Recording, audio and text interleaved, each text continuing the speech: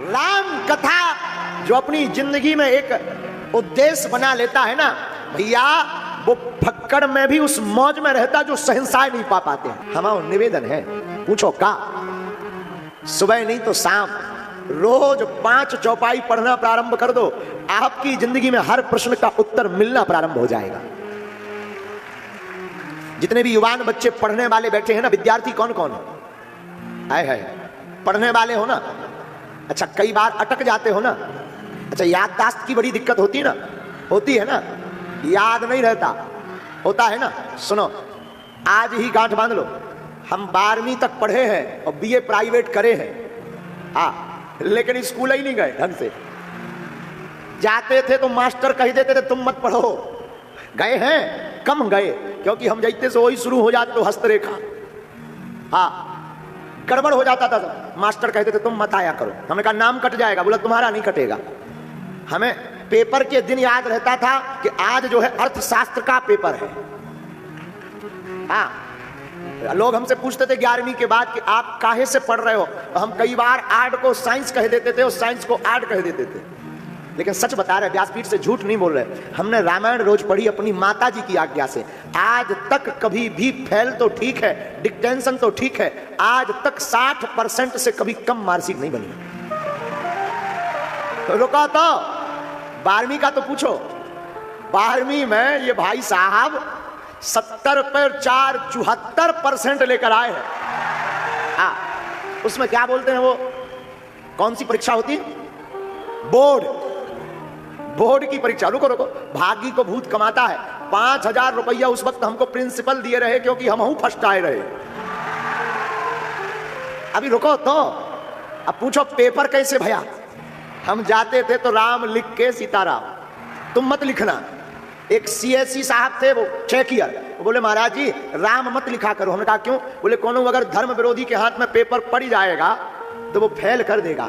हमने कहा उसके बाप में दम नहीं है, जब पेपर में दम होगा तो कौन फेल करेगा। लेकिन रुको तो सुनो तो, पास कैसे भाई पता है, रामायण के बल पर। हमने रामायण बहुत पढ़ा और आर्ट में लिखना बहुत पड़ता है। रामायण को हमने खूब पढ़ा, हमें उतना कंठस्थ नहीं है, जितनी भी है रामायण मैया की कृपा है। जब प्रश्नोत्तरी करने बैठते हैं, जिंदगी का ऐसा कोई प्रश्न नहीं है जिसका समाधान और उत्तर रामचरितमानस में ना हो। कोई पढ़े भर तो जितने पढ़ने वाले, रुको तो सुनो ना, जितने भी पढ़ने वाले बालक है ना, निवेदन है कल से नहीं, तुम 2-4 दिन तो पढ़ते हो और फिर सुसवा जाते हो। मतलब सो जाते हो और रोज प्रण करते हो कि आज तो 6 बजे उठेंगे ही उठेंगे। अलार्म लगा लेते हो मोबाइल में भी, और 6 बजता है तो लगता 5 मिनट और सो लें, का बिगड़ जाएगा। और 5 मिनट के लिए अलार्म बंद करो तो सीधे 10 बजे खुला था।